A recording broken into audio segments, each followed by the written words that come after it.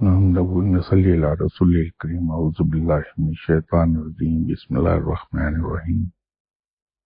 और गुज़श्ता कई हफ्तों से सिलसिला चल रहा है बैत से मुताल्लिक जितने भी मामलात हैं,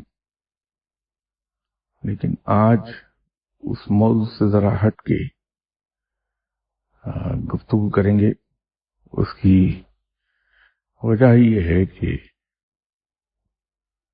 कल दुआ के दौरान एक खातून ने मुझसे ये कहा था कि तक़दीर, तदबीर और जबर, इन पे उन्हें फौरी तौर पे कुछ मालूमात दरकार हैं। क्योंकि दुआ के दौरान इतना वक्त नहीं होता कि तफसीली बातचीत हो सके, क्योंकि दूसरे लोग इंतजार में बैठे होते हैं। तो मैंने उनसे ये गुजारिश की थी कि कल सुबह अगर वो तशरीफ ले आए तो मैं अर्ज करने की कोशिश करूंगा।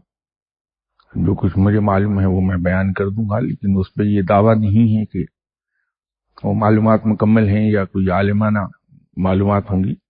जो कुछ मुझे मालूम है वो मैं अर्ज कर देता हूँ। गुज़श्ता किसी मौके पर मैंने गुफ्तगू करते हुए ये अर्ज किया था कि ये हमारी खाम ख्याली है कि इंसान मजबूर महज है।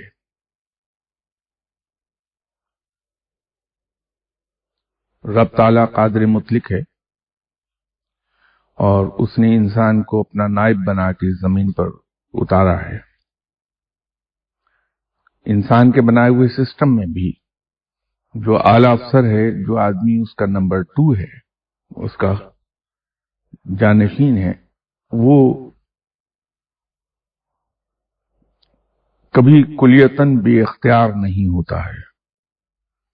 अगर कोई साहब डायरेक्टर जनरल हैं और उसके नंबर 2 ज्वाइंट डायरेक्टर जनरल हैं या डायरेक्टर है कोई, तो ऐसा कभी नहीं हुआ कि डायरेक्टर जनरल के पास तो उस डिपार्टमेंट से मुताल्लिक कुली इख्तियारात होते हैं यकीनन, और उसके हुक्म के मुताबिक ही डिपार्टमेंट चलता है। लेकिन उसके बावजूद डायरेक्टर जनरल अपने नंबर 2 को, डायरेक्टर को कुछ इख्तियारात तफवीज कर देता है और वो आजाद होता है उन इख्तियारात को एक्सरसाइज करने में। लेकिन जहां कहीं डायरेक्टर जनरल ये महसूस करे कि वो डायरेक्टर या तो अपना नुकसान कर लेगा अपने फैसले के जरिए से, या डिपार्टमेंट को कोई नुकसान हो जाएगा, तो फौरी तौर पे वो इंटरवीन कर लेता है और उसके जारी करदा अहकामात को कैंसिल करके ओवर रूल कर जाता है अपने इख्तियारात के जरिए से। ये तो इंसान के बनाए हुए सिस्टम में है।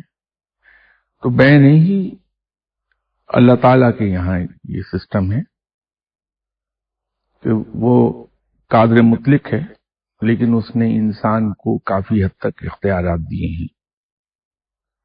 कई मौकों पर मैंने अर्ज किया कि सबसे बड़ी बात तो ये है कि रब ताला ने इंसान को फ्रीडम ऑफ थॉट दी है कि जो चाहे वो सोचता रहे, उस पर कोई कदगन नहीं लगाता अल्लाह। ये एक आजादी हासिल है, फ्रीडम ऑफ थॉट उसको हासिल है। फिर रब ताला ने उसे फ्रीडम ऑफ डिसीजन अता फरमाई कि अगर कोई शख्स ये फैसला करना चाहता है कि वो जलती आग में छलांग लगा देगा, फैसला कर ले।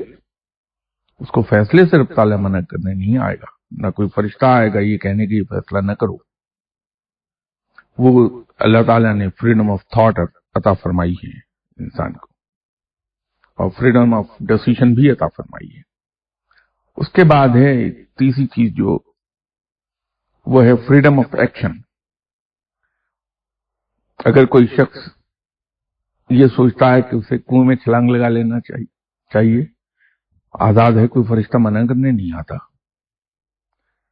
फिर वो इससे एक कदम आगे जाता है और ये फैसला करता है कि ठीक है मैं कुएं में छलांग लगा दूंगा, आजाद है, जरूर फैसला कर ले, कोई फरिश्ता नहीं आएगा उसे मना करने। और उसके बाद इसी तरह वो फिर उस फैसले को अगर अमली जामा पहना दे और कुएं में छलांग लगा दे तो लगाते वक्त उसे कोई फरिश्ता रोकने नहीं आएगा। लेकिन इससे आगे रब ताला की वीटो पावर शुरू हो जाती है कि उसका ये छलांग लगाना अगर अल्लाह ताला के ओवरऑल स्कीम ऑफ मैटर्स में कहीं फिट हो रही है, या वो वक्त मुकर्ररा उसका वही है जिस पर उसने छलांग लगाई है जब उसे मरना है, और उसका तरीका है मौत जो अल्लाह ने मुकर्रर किया अगर वो छलांग लगाने से है, और जो मकाम है उसकी मौत का वो कुआं है, वो तो उस छलांग के नतीजे में मर जाएगा, वरना उसको तकदीर बचा लेगी। अब ये 3 जगहों पर उसको आजादी है, चौथी जगह पर अल्लाह ताला ने जाके अपने वीटो पावर इस्तेमाल कर ली और उसकी उस कोशिश को नाकाम कर दिया। तो अल्लाह ताला ने अपने नाइब को, जो उसे जमीन पर जिसे नाइब बना के भेजा, उसे पहली तो ये 3 आजादियां अता फरमाई हैं, ये 3 इख्तियारात अता फरमाए, freedom of thought, freedom of decision and freedom of action. नतीजा अपने इख्तियार में रखा।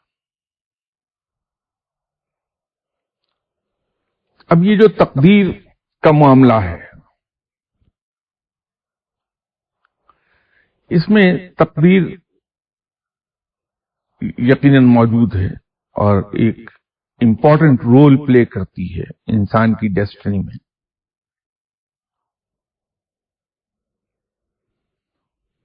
लेकिन ऐसा नहीं है कि ये तकदीर ही है जो इंसान को ड्राइव कर रही होती है, और ना ऐसा है कि ये तदबीर ही है जो इंसान को ड्राइव कर रही होती है।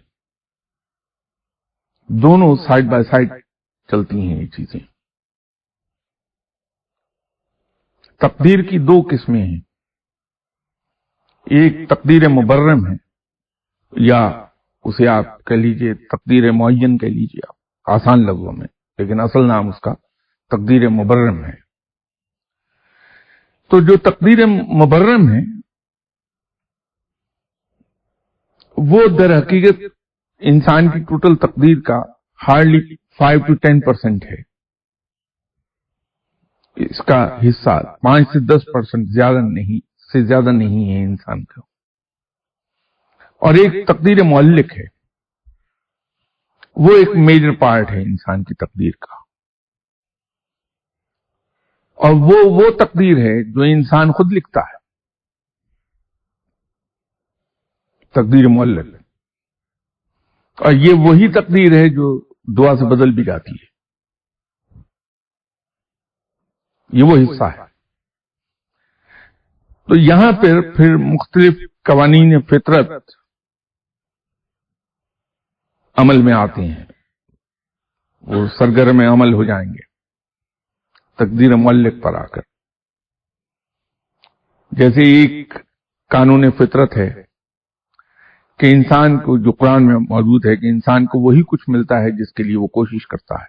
क्योंकि अगर इंसान मजबूर महज होता और तकदीर के जबर के नीचे वो चल रहा होता तो फिर इस आयत का कोई मतलब नहीं निकलता था। तो ये इस आयत का मतलब इसीलिए है कि तकदीर मुअल्लिक जो है वो है जो इंसान खुद अपनी कोशिश से लिखता है, अपने हाथ से लिखता है।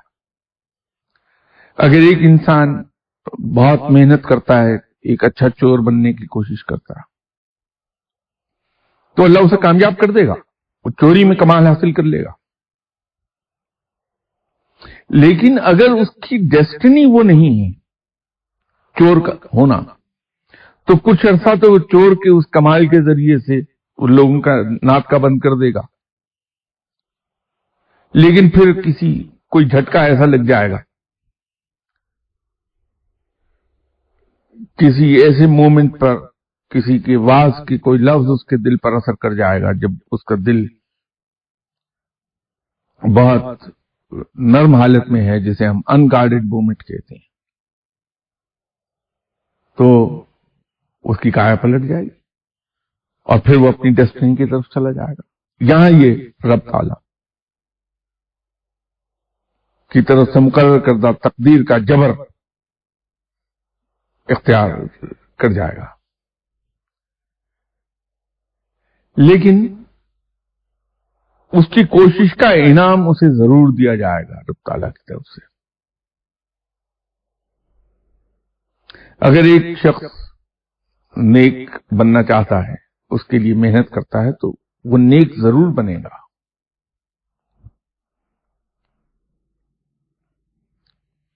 اس کا ایک ثبوت اللہ تعالیٰ کی طرف سے سزا و جزا کا نظام ہے۔ اگر تقدیر کا جبر ہی سب کچھ ہوتا تو پھر رب تعالیٰ کی طرف سے مقرر کردہ سزا و جزا کا نظام ناانصافی ہوتا کہ ایک شخص گناہ کرتا ہے، اس کو اس کی سزا ملے گی دنیا میں بھی اور آخرت میں بھی۔ ایک شخص تکلیفیں اٹھاتا ہے اور نیکی کی راہ پہ چلتا ہے تو اس کے لیے اس دنیا میں بھی انعام ہے اور اگلی دنیا میں بھی انعام ہے۔ لیکن اگر یہ تقدیر کے جبر کے تحت ہے، اگر ایک شخص کی تقدیر میں ہی لکھا ہے کہ وہ قاتل ہے اور اس نے اس آدمی کو قتل کرنا ہے، تقدیر کے جبر کے تحت اس شخص کو وہ اگر قتل کر رہا ہے تو پھر اس کو سزا کیسی؟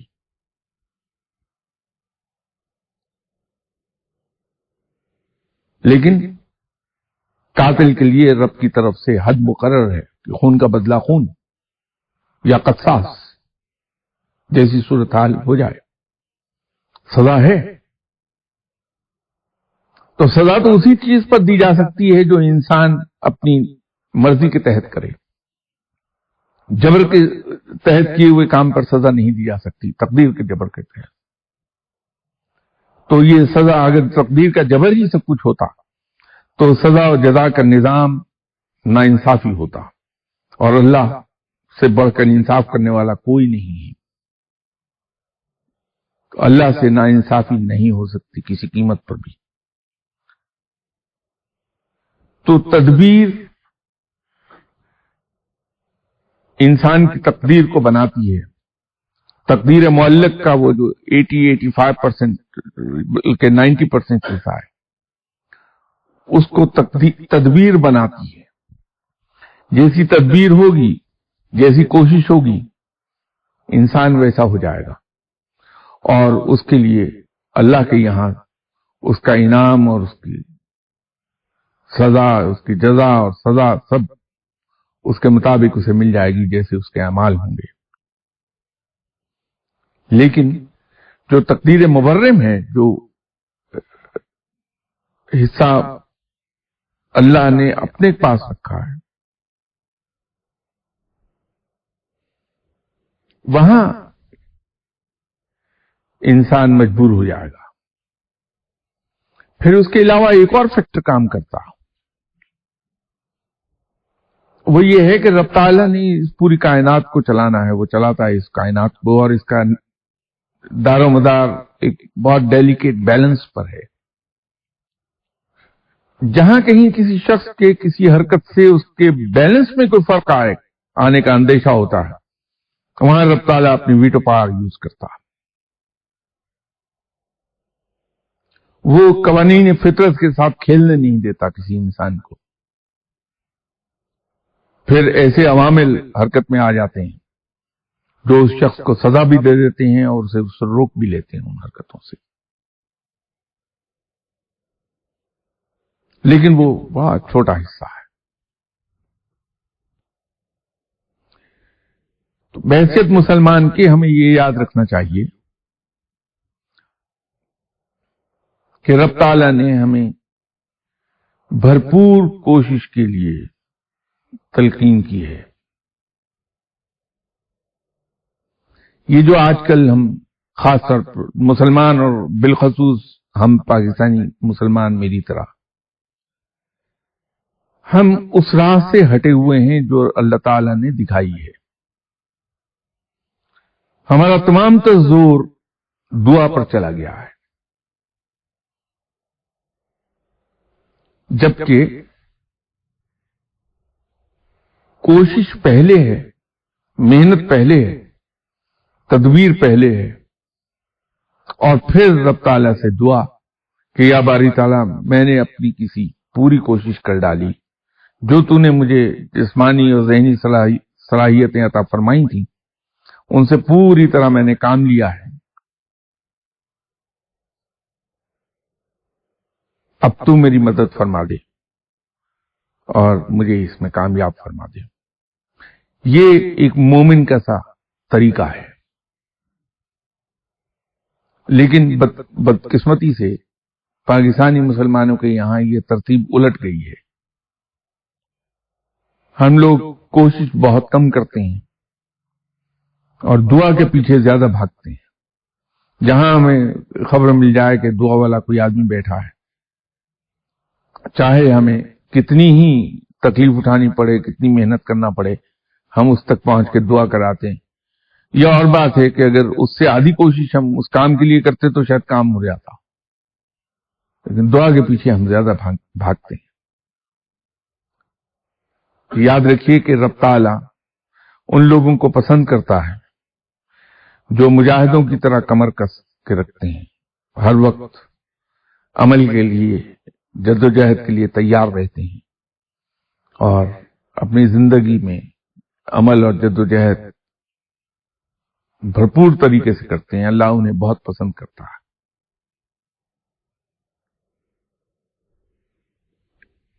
آپ کا کیا خیال ہے کہ آپ صلی اللہ علیہ وسلم جو رب تعالیٰ کے محبوب ہیں، جن کے عشق میں یہ پوری کائنات رب تعالیٰ نے تخلیق کی ہے، کیا ان کی ایک دعا سے مسلمانوں کی تقدیر نہ بدل جاتی ساری کی ساری؟ کیا آپ صلی اللہ علیہ وسلم کی ایک دعا سے تمام کفار نیست و نابود نہ ہو جاتے؟ یا مسلمانوں کی حکومت اس وقت کی جو پرشین سویلائزیشن تھی اور رومن سویلائزیشن تھی، یہ دو سپر پاورز تھیں آپ صلی اللہ علیہ وسلم کے زمانے میں، ایک پرشیا اور ایک رومن، تو کیا مسلمانوں کی حکومت اور ان کی سلطنت پلک جھپکنے میں ان سے بڑھ نہیں سکتی تھی آپ صلی اللہ علیہ وسلم کی ایک دعا سے؟ اللہ تعالیٰ تو کبھی اپنے محبوب کی بات کو رد ہی نہ کرتا۔ ایسا نہیں ہوا۔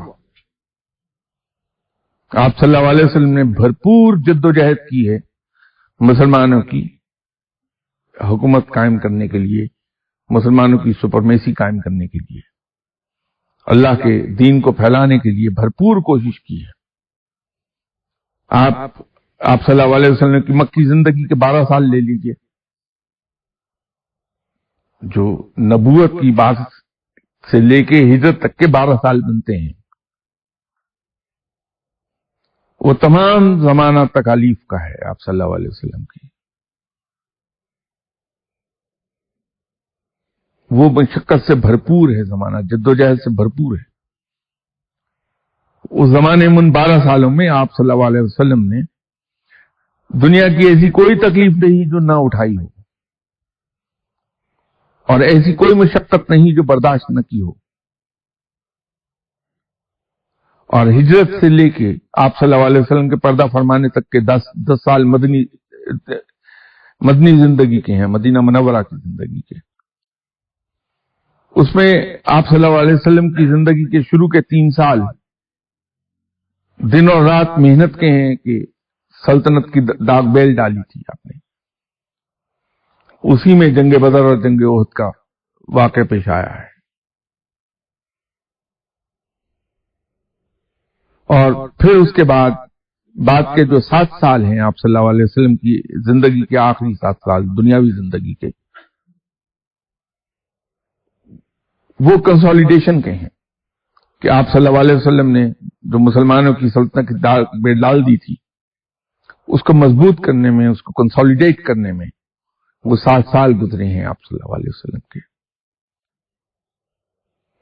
تو جہاں محبوب الہی صلی اللہ علیہ وسلم کا یہ عالم ہے کہ بے پناہ محنت کی ہے، بے پناہ تکالیف اٹھائی ہیں،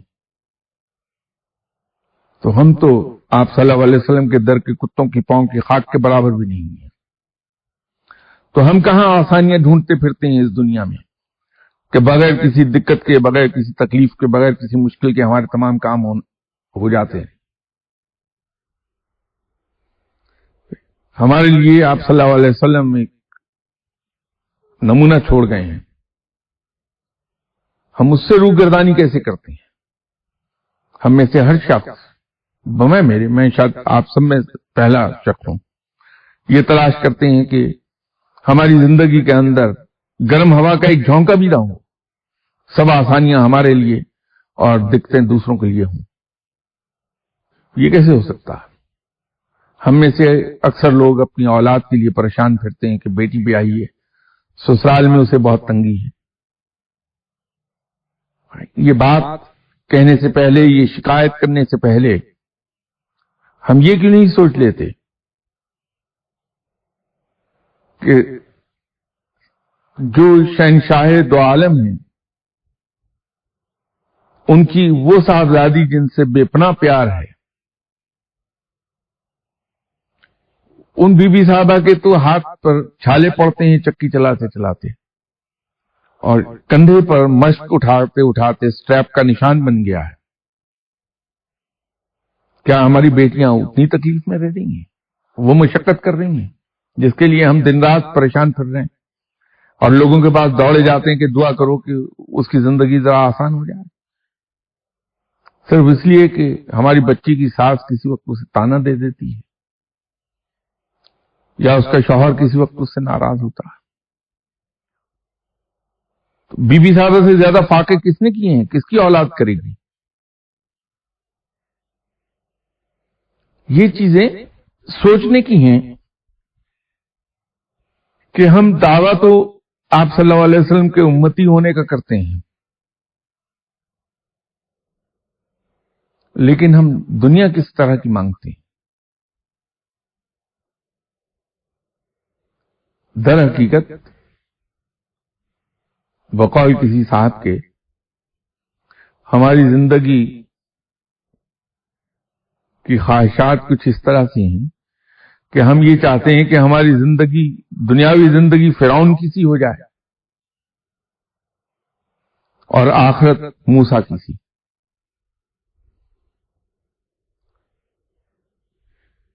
زندگی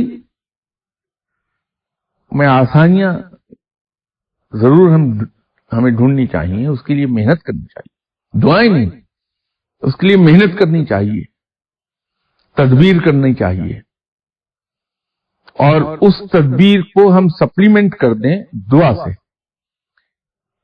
ایسا نہیں ہے کہ دعا کو سپلیمنٹ کر دیں ہم تدبیر سے. تو یہ ایٹیٹیوڈ اگر ہمارا چینج ہو گیا تو ہماری جان چھوٹ جائے گی دعا کرانے والوں سے. پھر پیر صاحبان کو روزی کا کوئی اور ذریعہ ڈھونڈنا ہوگا. جس دن ہم نے یہ مومن کا سا ایٹیٹیوڈ لے لیا،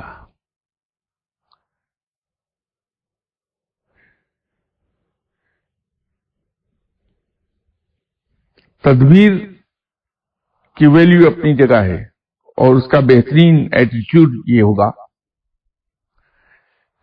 کہ ہم ایک سچے مومن کی طرح وہ عقل جو اللہ نے ہمیں عطا فرمائی ہے اور وہ تمام صلاحیتیں جو رب تعالیٰ نے ہمیں عطا فرمائی ہیں، ان سے بھرپور کام لیتے ہوئے پوری محنت کر لیں اور اس کے بعد نتیجہ چھوڑ دیں. یاد رکھیے کہ اس معاملے میں ایک بڑی کلیئر کٹ ڈویژن موجود ہے، اور وہ ڈویژن ڈیوٹی کی ہے. تو رب تعالیٰ نے انسان کے ذمے یہ ڈیوٹی دی ہے کہ وہ بھرپور کوشش کر لے اپنی ان تمام صلاحیتوں کو اور عقل کو بروئے کار لاتے ہوئے جو اللہ تعالیٰ نے اسے عطا فرمائی ہے. تو جب اس نے وہ بھرپور کوشش کر لی تو یہاں اس کا فرض پورا ہو گیا. اب اس کے آگے اللہ تعالیٰ کی ذمہ داری شروع ہو گئی کہ اس کا آپ کو انعام عطا فرما دے، اور وہ اپنے ذمے کسی کی محنت کا اجر رکھتا نہیں، وہ ضرور عطا کرتا ہے. یہ ہم ہر وقت ذہن میں رکھیں کہ رب تعالیٰ کسی کی محنت کو اپنے ذمہ ادھار نہیں رکھتا، اس کا اجر دیتا ضرور ہے۔ ایک بات تو یہ ہے۔ دوسرا، بحیثیت مسلمان کے ہمارا ایمان یہ ہے کہ رب تعالیٰ سے زیادہ، اس سے بڑھ کر ہمیں پیار کرنے والا کوئی نہیں، اسے اپنے مخلوق سے بہت پیار ہے اور وہ ہمارا بھلا چاہتا ہے۔ تو اگر ہماری کوششوں کا نتیجہ ہمارے خواہشات کے برعکس نکلے تو بجائے مایوس ہونے کے ہم یہ سمجھ لیں کہ اس میں یقیناً ہمارے لیے کوئی بہتری اللہ نے رکھی ہے، جو ہمیں اس کا نتیجہ ویسا نہیں ملا جیسا ہم چاہتے تھے۔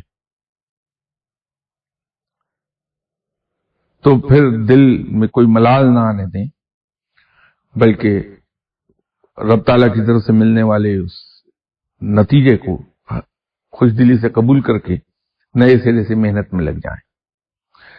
تو اگر یہ ایٹیٹیوڈ ہمارا ہو گیا تو یقین مانیے کہ نہ تو مایوسی ہمارے قریب سے کبھی پھٹکے گی، نہ ہم پریشان کبھی نظر آئیں گے۔ تو تدبیر کا رول ہماری زندگی میں بہت اہم ہے، اور تقدیر کا جو میں حصہ کہہ رہا تھا کہ اللہ تعالیٰ نے اپنے ذمہ رکھا ہے، وہ ہے عزت و ذلت، زندگی اور موت، رزق اور اولاد۔ اب یہ عزت و ذلت کا معاملہ بھی بڑا عجیب و غریب ہے۔ اس دنیا میں ہونے والے اکثر جھگڑے اس پر ہوتے ہیں کہ صاحب فلاں نے میری بے عزتی کر دی۔ اب ایک طرف تو ہم یہ کہتے ہیں کہ قرآن کی وہ آیت بالکل برحق ہے اور اس میں کوئی شک نہیں، واقعی ہی برحق ہے کہ تمام عزتیں اللہ ہی کے لیے ہیں،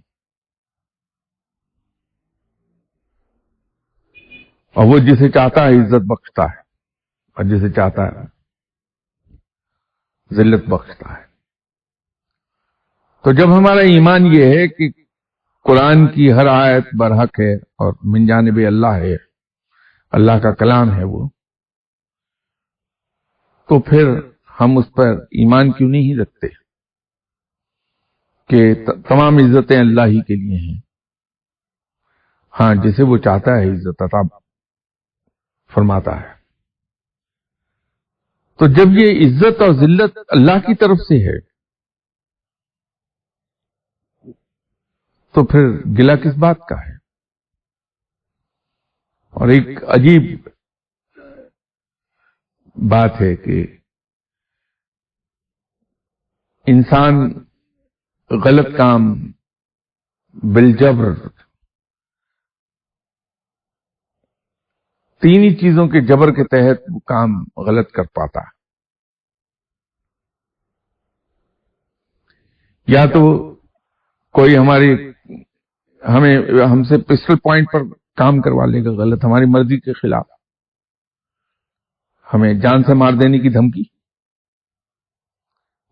ہم اپنی جان بچانے کے لیے اپنی مرضی کے خلاف غلط کام کر گزریں گے۔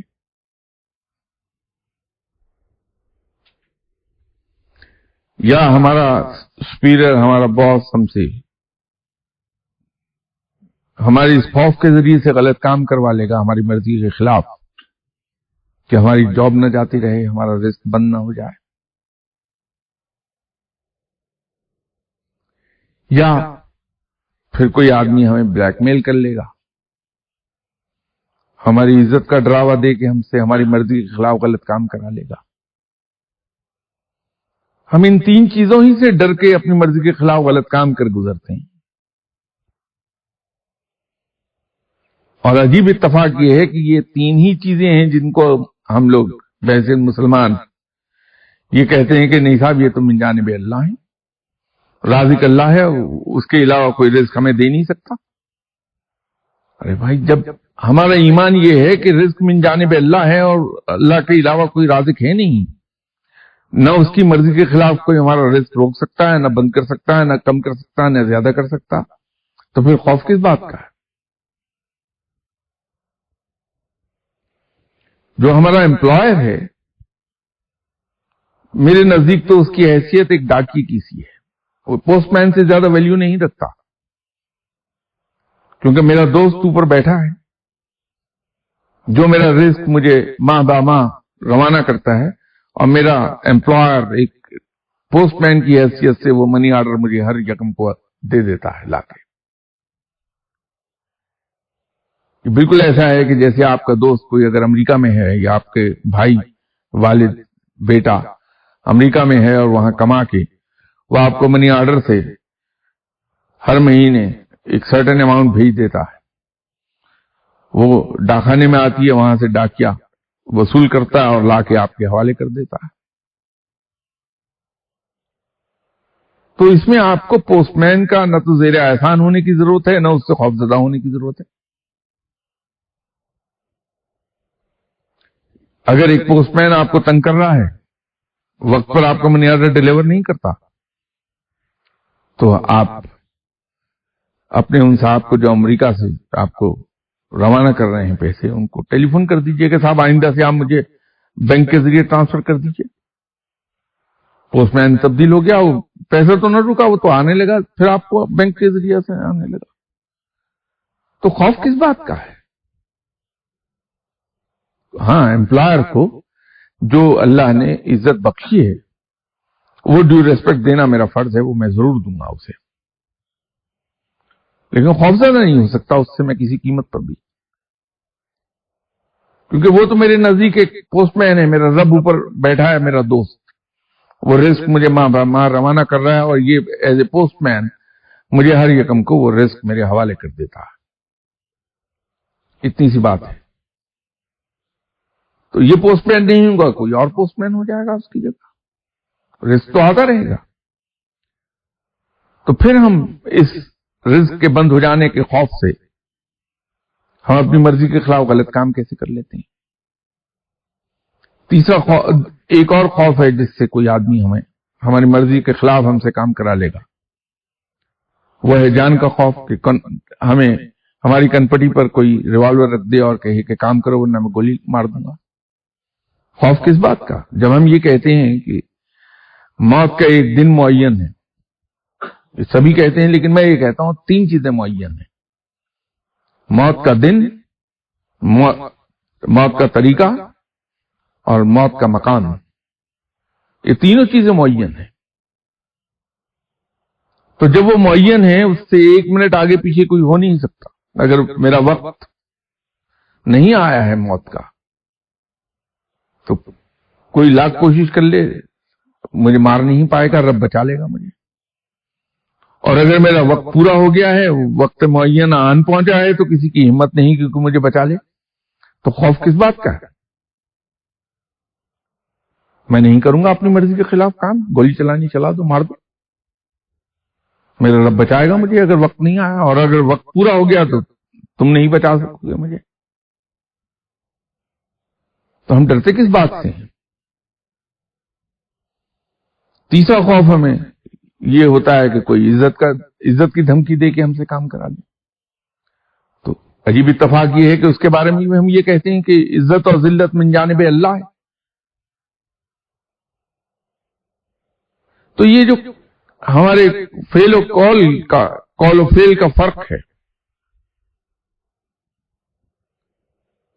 یہ سمجھ میں نہیں آتا، اور یہ زندگی کے ہر شعبے میں ملے گا کہ ہم یہ ہر چیز مانتے ہیں کہ یہ اللہ تعالی کی طرف سے ہے، لیکن ڈرتے انسان سے ہیں۔ تو یہ اصل میں انڈیکیٹ کرتی ہے اس بات کہ ہمارا ایمان صرف زبان کی حد تک ہے، دل کے اندر وہ ایمان نہیں جو زبان کہتی۔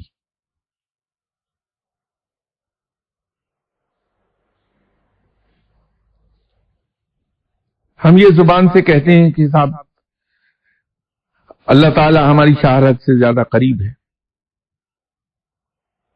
اللہ عالم الغیب ہے، دلوں کے بھید جانتا ہے، رب تعالی ازل سے ابد تک کے تمام معاملات سے واقف ہے، جو چیزیں ظاہر میں ہیں وہ بھی اور جو چیزیں پوشیدہ ہیں وہ بھی، سب اللہ کے علم میں ہیں۔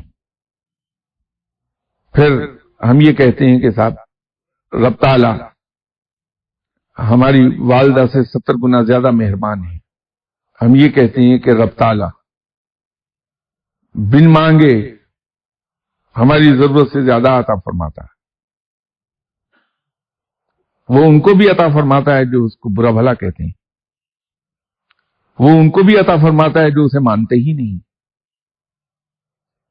وہ ان کو بھی رزق عطا فرماتا ہے جو اس شرک کرتے ہیں, اور مسلمان کو بھی عطا کرتا ہے. یہ سب ہم کہتے ہیں. لیکن رزق کی فراوانی کے لیے دعا والے آدمی کے پاس دوڑے چلے جاتے ہیں کہ دعا کرائیں اس آدمی سے کہ ہمارا رزق بڑھ جائے. وہ کس سے دعا کرے گا آپ کے رزق کے بڑھانے کی؟ اس رب سے جس کے بارے میں آپ نے کہا کہ وہ بن مانگے ہماری ضرورت سے زیادہ عطا کرتا. اس رب سے جو ہماری والدہ سے 70 گنا زیادہ مہربان ہے. اس کو آپ ایک ریمائنڈر دلوانا چاہتے ہیں اس دعا کرنے والے آدمی کے ذریعے سے. اس کی حیثیت کیا ہے دعا کرنے والے کی؟ یہ سب اس لیے ہے کہ we all believe in Allah but we don't trust him. ہمارا بلیف ہے رب پر but we don't trust him. یہ یاد رکھیے. اس کا ایک ثبوت ہے کہ وہاں جہاں ہم کمپیرزن ڈرا کر رہے ہیں کہ رب ہماری والدہ سے 70 گنا زیادہ مہربان ہے, ہم میں سے کسی شخص نے آج تک جب سے ہوش سنبھالی اپنی موت تک کبھی ایک لمحے کو بھی یہ سوچا کہ ہماری والدہ ہمیں کھانا نہیں دیں گی, ہماری والدہ ہمارا خیال نہیں کریں گی, ہماری والدہ ہمیں ہماری ایبسنس میں ڈیفینڈ نہیں کریں گی, میں گھر جاؤں گا تو میری والدہ نے میرے لیے بستر ٹھیک نہیں کیا ہوا ہوگا, میرے لیے کھانا پکا کے نہیں رکھا ہوگا. ہم میں سے کبھی کسی نے ایک لمحے کے لیے نہیں سوچا. میں یہ دعوے سے کہہ سکتا ہوں کہ ہم میں سے کسی ایک شخص نے ایک لمحے کو یہ نہیں سوچا. ہم میں سے کوئی آدمی کبھی محلے میں کسی آدمی کے پاس یہ کہنے نہیں گیا کہ ذرا میری والدہ سے جا کے کہہ دیجئے مجھے کھانا دے دے.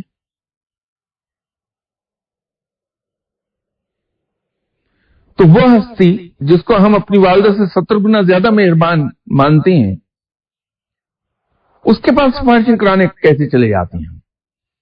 ہمیشہ شک میں مبتلا رہتے ہیں, معلوم نہیں وہ رب دے گا کہ نہیں دے گا. معاذ اللہ. رب تعالیٰ ہمارا یہ کام کرے گا یا نہیں کرے گا. معاذ اللہ. تو فرق دونوں میں یہ ہے کہ وی ٹرسٹ آور مدرس بٹ وی ڈونٹ ٹرسٹ اللہ. تو یہ ٹرسٹ پیدا کر لیجئے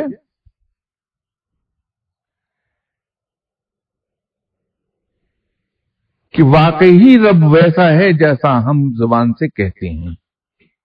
کہ دل میں ٹرسٹ پیدا کر لیجئے. تو پھر انسان کو ضرورت نہیں پڑتی کسی دعا والے آدمی کی. ہاں وہ جائے گا کسی صاحب علم کے پاس, ضرور جائے گا, وہاں جا کے بیٹھے گا, دعا کرانے نہیں بلکہ اس سے روشنی لینے کے لیے, اس سے علم حاصل کرنے کے لیے.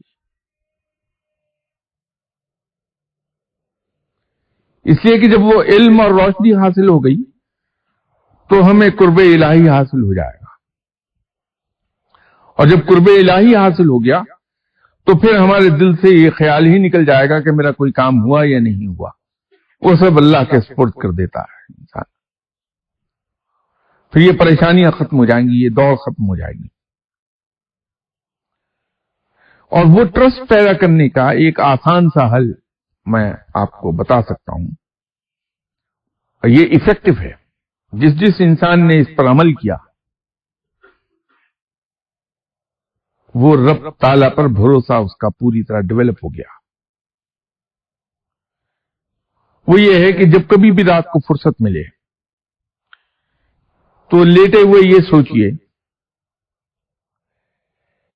کہ زندگی میں کب کب میں مایوس ہوا کہ میرا یہ کام نہیں ہوگا اور رب تعالیٰ نے غیب سے وہ کام کر دیا. میں کب کب مایوس ہوا کہ میری یہ ضرورت پوری نہیں ہو سکے گی اور غیب سے وہ ضرورت پوری ہو گئی.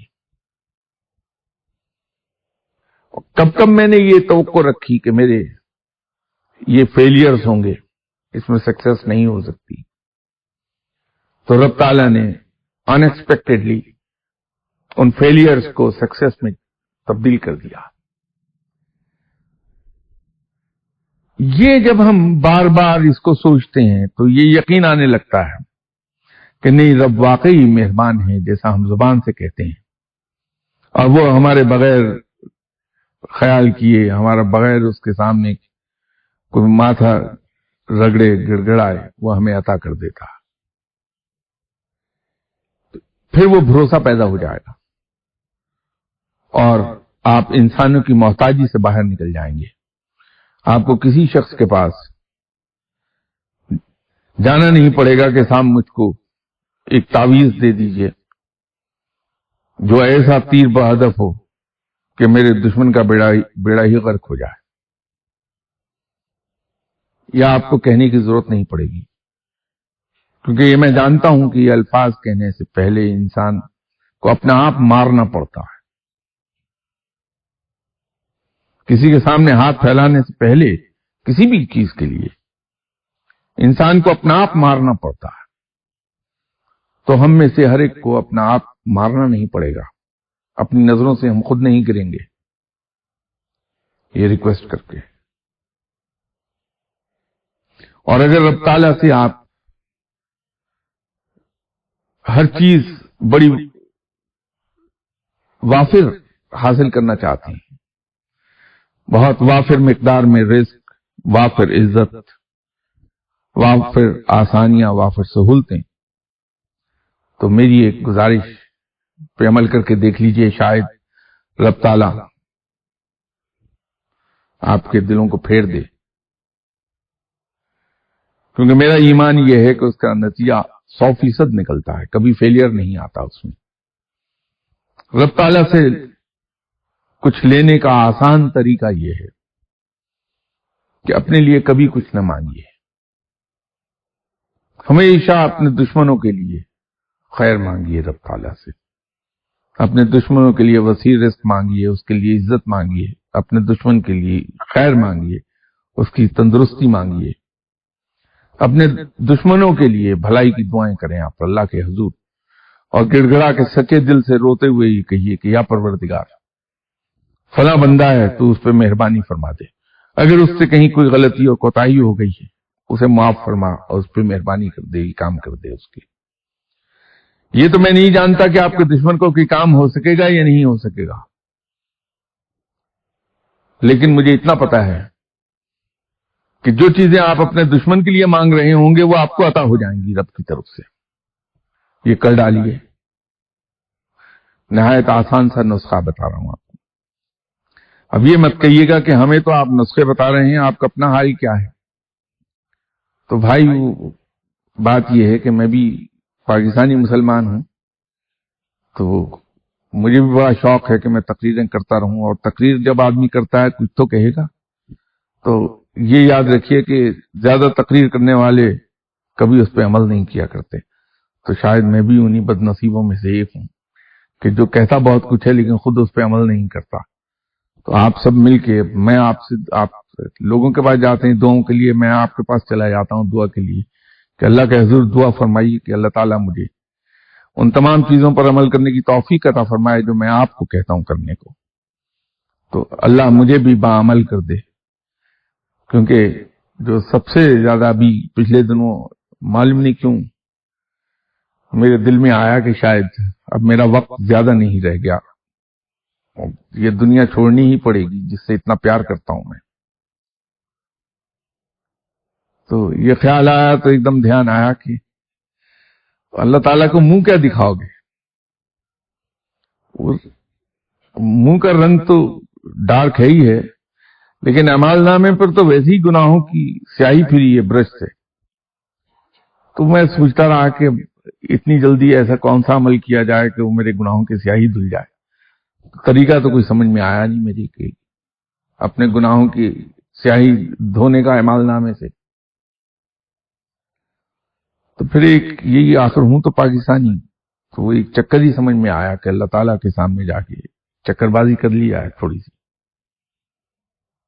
کہ جب وہ میرے ہاتھ میں نامہ اعمال دینے لگے گا تو ظاہر ہے بائیں ہاتھ میں پکڑائے گا.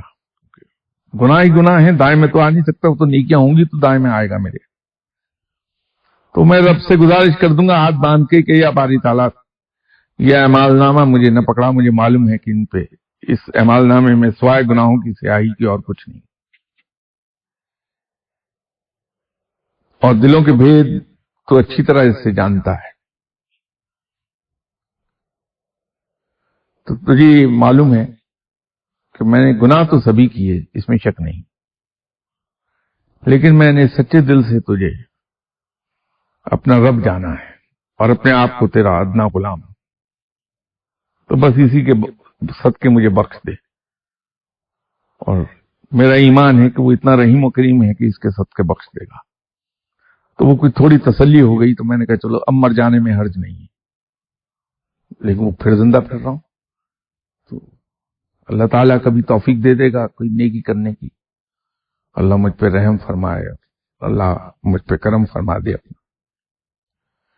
تو بھائیو یہ تھوڑا سا اس پہ عمل کر کے دیکھ لیں کہ اپنے دشمنوں کے لیے بہترین چیز مانگیے رب تعالیٰ سے. اپنے آپ کو بھول جائیے لیکن اپنے دشمنوں کے لیے ضرور مانگیے اللہ سے. خود بھوکے رہ لیجئے لیکن اپنے دشمن کو کھانا کھلا دیجئے. خود پھٹا ہوا کپڑا پہن لیجئے لیکن اپنے دشمن کو نیا کپڑا پہنا دیجئے. اپنے بچوں کی اسکول کی فیس بھلے مت دیجئے، نام کٹ جانے دیجئے، لیکن دشمنوں کے بچوں کی فیس جا کے خاموشی سے وہاں جمع کرا آئیے، اور دیکھیے رب تعالیٰ آپ کو کیسے لک آفٹر کرتا ہے. اس سے آپ کے دل آئینے کی طرح صاف ہو جائیں گے، اس سے مٹی دھل جائے گی سب. اور وہی درکار ہے بس کہ آئینے کی طرح چمکے آپ کا دل.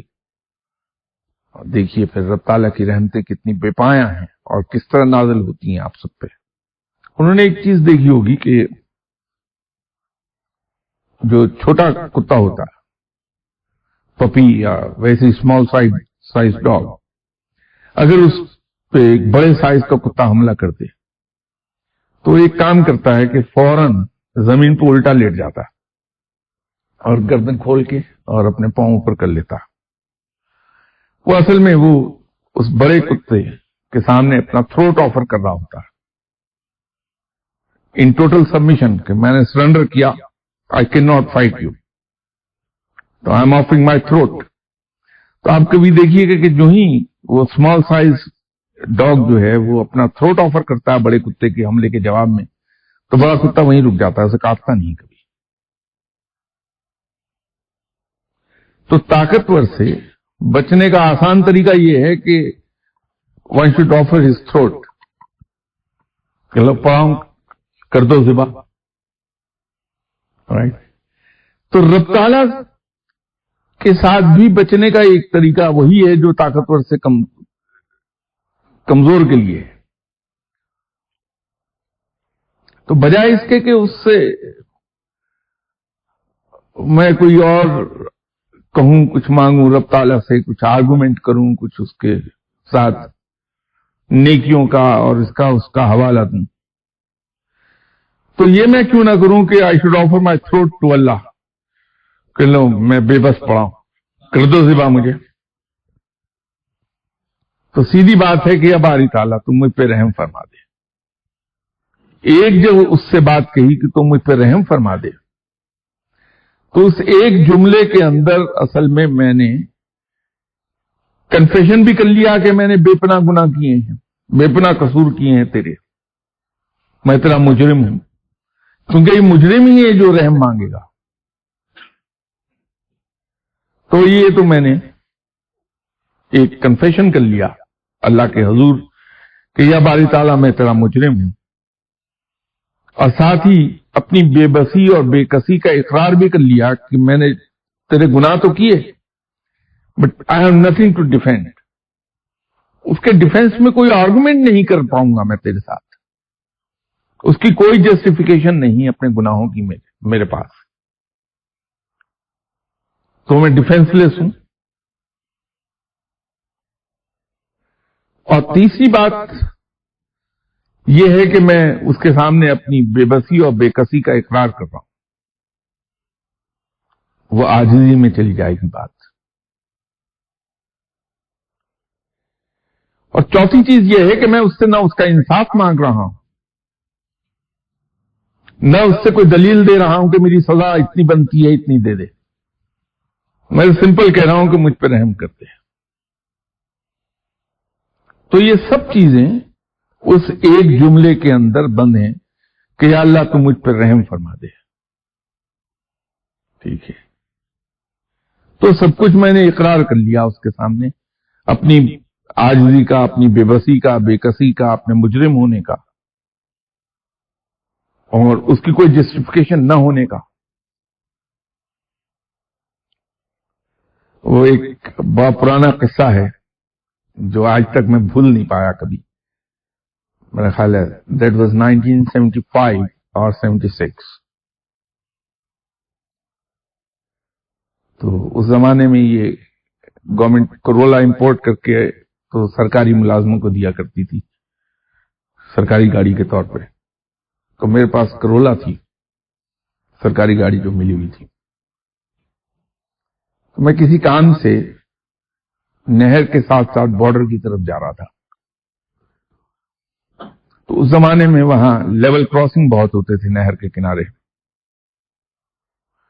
اور وہ لیول کراسنگ روڈ لیول سے کافی اونچے تھے، تو ڈھلان دونوں طرف ہوتی تھی اس کے. تو جب پھاٹک بند ہوتا تھا تو ٹریفک وہاں کافی بلاک ہوتی تھی. لیکن جو سائیکل سوار ہیں یہ سائیکل اٹھا کے کندھوں پر تو ریلوے لائن کراس کر لیتے تھے. وہ پھاٹک بند تھا، میں وہاں رکا ہوا تھا، دوپہر کا وقت تھا. اسکولوں میں چھٹی ہوئی، وہاں کہیں پاس ہی کہیں اس آبادی میں ہوگا بچیوں کا اسکول، تو بچیوں کو بھی چھٹی ہوئی تھی. تو ایک مولانا صاحب نے سائیکل اٹھائی اور وہ ریلوے پھاٹک کراس کیا، اور وہاں ڈھلان تھی کافی. کراس کرتے ہی سائیکل پہ بیٹھ گئے اور چل پڑے. لیکن ان کا دھیان جو تھا وہ سائیکل کی طرف نہیں تھا، کسی اور طرف تھا جو میں کہنا نہیں چاہتا. تو سڈنلی میں نے ریئلائز کیا کہ ان کی سائیکل جو ہے وہ بجائے سیدھی جانے کے وہ ڈرفٹ کر کے میری گاڑی کی طرف آ رہی ہے. تو میں نے ریئلائز کر لیا کہ یہ ہٹ کرے گا مجھے اب. تو میں نے ہارن پہ ہاتھ رکھ دیا. ہارن مسلسل بج رہا تھا، لیکن وہ صاحب کچھ اتنے انگلوس تھے جس طرف دیکھ رہے تھے وہاں کہ انہیں احساس نہیں ہوا کہ ہارن بج رہا. وہاں ایک پولیس والا ٹریفک والا بھی کھڑا تھا، اس نے بھی آوازیں لگائیں، کہو مولوی صاحب، وہ مولوی صاحب. اتنی دیر میں وہ آ کے گاڑی میں ٹکرا گئے خاصی اسپیڈ سے. تو پولیس والے نے دیکھا سرکاری گاڑی ہے، بیٹھا ہوا بھی بندہ ہنس رہا آگے سے بجائے غصہ کرنے کے. تو انہوں نے جو پولیس کی لینگویج ہے وہ اس میں ان صاحب کو برا بھلا کہا کہ کدھر دیکھ رہے تھے تم، شرم نہیں آتی. میں نے بھی اس سے کہا، میں نے کہا صاحب یہ بتائیے کہ یہ آپ سائیکل سامنے چلا رہے تھے یا پیچھے کو چلا رہے تھے جسے دیکھ رہے تھے آپ؟ تو میں تو ہنس کے کہ اتنی دیر میں پھاٹک کھل گیا، میں گاڑی چلا دی. اور چونکہ ٹریفک بہت ہوتی پھنسی ہوئی تھی تو آہستہ آہستہ رینگ رہا تھا میں.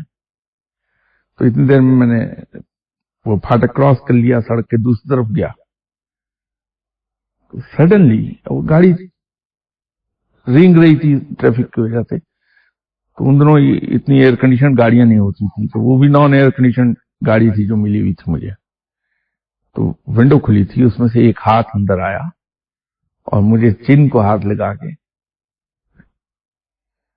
پنجابی میں کہتا ہے کہ باؤ جی میرا چکا ڈنگا ہو گیا. تو میں چونکا، ہاتھ لگایا کسی نے، یہ کیا ہو رہا؟ تو دیکھا وہی صاحب تھے جن کی سائیکل ٹکرائی تھی. تو وہ چونکہ ایسا اچانک انہوں نے جملہ کہا اور الفاظ ذرا نامانوس تھے میرے لیے، تو میں इमीडिएटली पिक नहीं कर सका कि उन्होंने कहा क्या है मुझे। तो मैंने कहा जी क्या टेढ़ा हो गया आपका? कहते जी मेरा चक्का डिंगा हो गया, नहीं चक्का विंगा हो गया। ठीक, वो विंगा हो गया तो वहां तक तो पंजाबी आती है मुझे, लेकिन वो चक्का नहीं समझ में आया, चक्का किसको कह रहे हैं ये साहब। तो मैंने कहा जी ये चक्का क्या होता है?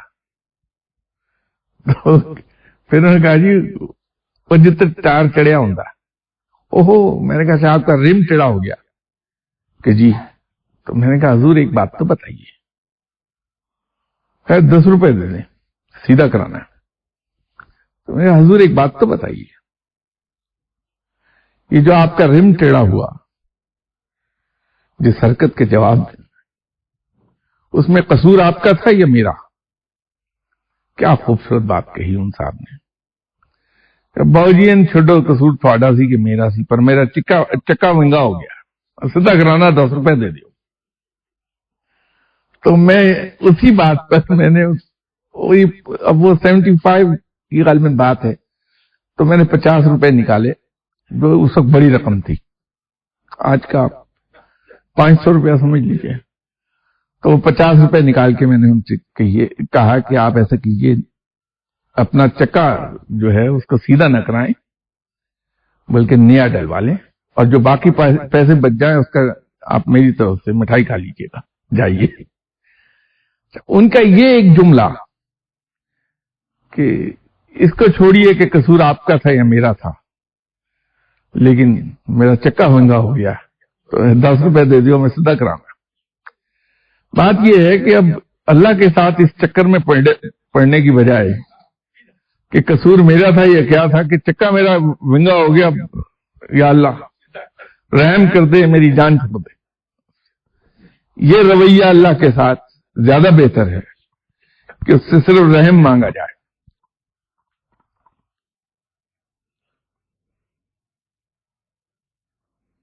तो आप तदबीर और तकदीर के चक्कर में मत पड़िए, आप सिर्फ इस चक्कर में पड़िए कि हमसे कोताहियां और गुनाह जगह जगह होते ही रहते हैं। तो अगर हम तकदीर और तदबीर के चक्कर में पड़ते रहे तो पिटते जाएंगे अल्लाह के हाथ। तो बेहतर यह है कि सिर्फ उससे रहम मांग लिया जाए उसका, और उससे अगला अगर हिम्मत है आप में तो उससे अगली एक चीज और मांग लीजिए रहम मांगने के बाद कि या अल्लाह तू हम पे अपनी रहमत नाज़िल फरमा दे। तो इन द फर्स्ट इंस्टेंस रहम फरमा के माफ कर देगा, कसूर माफ हो गए, तो फिर उससे उसकी रहमत मांग लीजिए। और मेरे ख्याल में तो यह है कि अगर उसने हम पे रहम कर दिया और फिर अपनी रहमतें नाज़िल फरमा दी तो बेड़ा पार है। मेरी अपनी थिंकिंग है, मैं अपने तौर पर यह समझता हूं।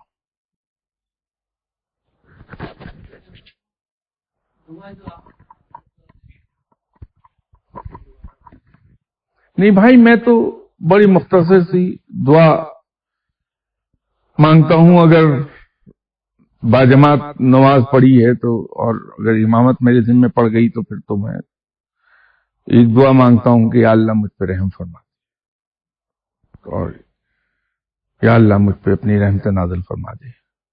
और अगर तन्हाई में है तो उससे यही दुआ किया करता हूं कि या बारी ताला, मुझे नहीं मालूम कि कोई मेरा मुखालिफ है या हासिद है, अगर कोई है तो तू उसके हाल पे रहम कर, उसके लिए बेहतरी का सामान पैदा कर दे और उसकी जिंदगी आसान फरमा दे। सीधी बात है। उससे उसका रहम मांगिए, उसकी रहमतें मांगिए उससे।